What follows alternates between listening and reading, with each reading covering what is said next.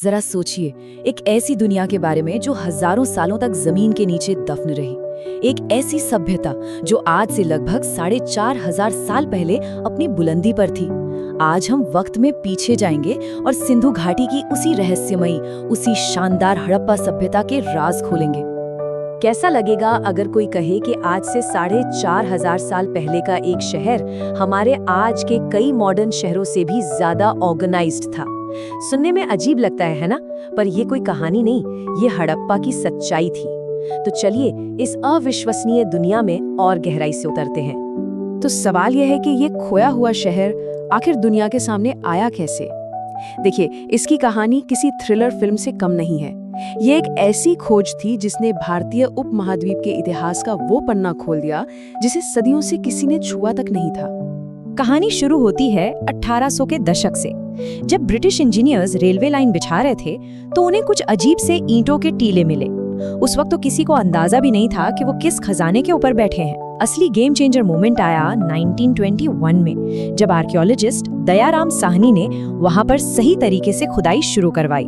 और फिर 1922 में जब मोहनजोदाड़ो जैसा ही एक और शहर मिला तो पूरी दुनिया हैरान रह गई।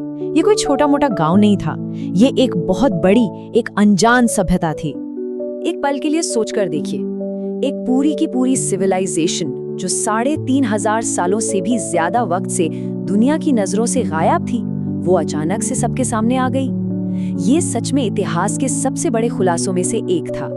तो जब आर्कियोलॉजिस्ट ने खुदाई शुरू की तो उन्हें मिला क्या? उन्हें मिले दुनिया के सबसे पहले प्लान्ड शहर। जी हाँ, हड़प्पा की अर्बन प्लानिंग ऐसी थी कि आज के बड़े बड़े सिटी प्लानर्स भी देखकर दंग रह जाते हैं।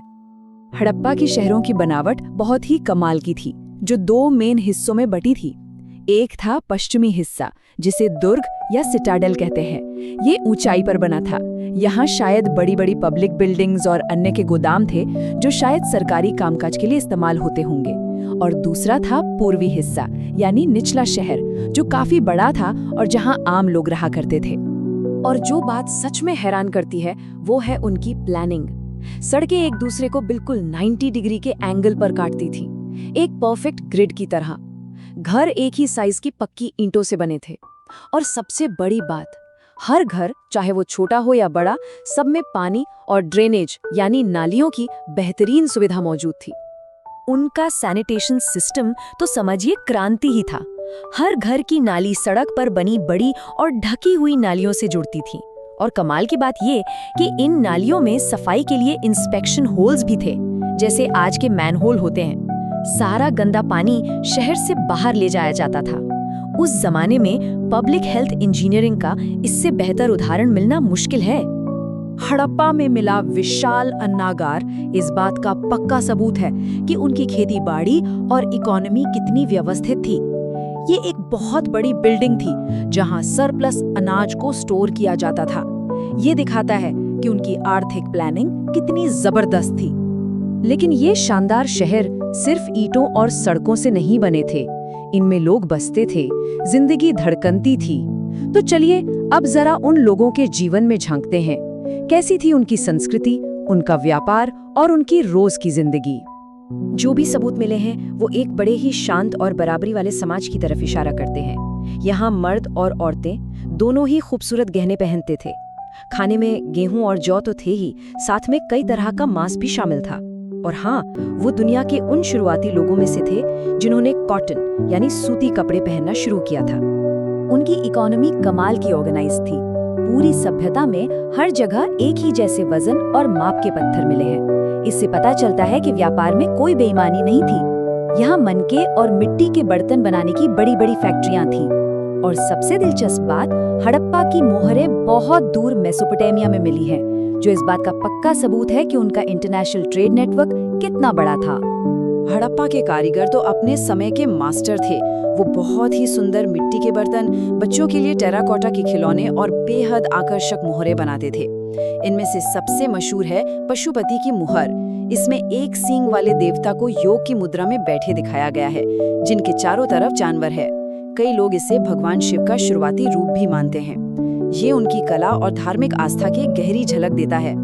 चलिए अब आते हैं हड़प्पा की कहानी के सबसे दिलचस्प मोड़ पर, वो अनसुलझे रहस्य जो आज भी बड़े बड़े इतिहासकारों को सोचने पे मजबूर कर देते हैं।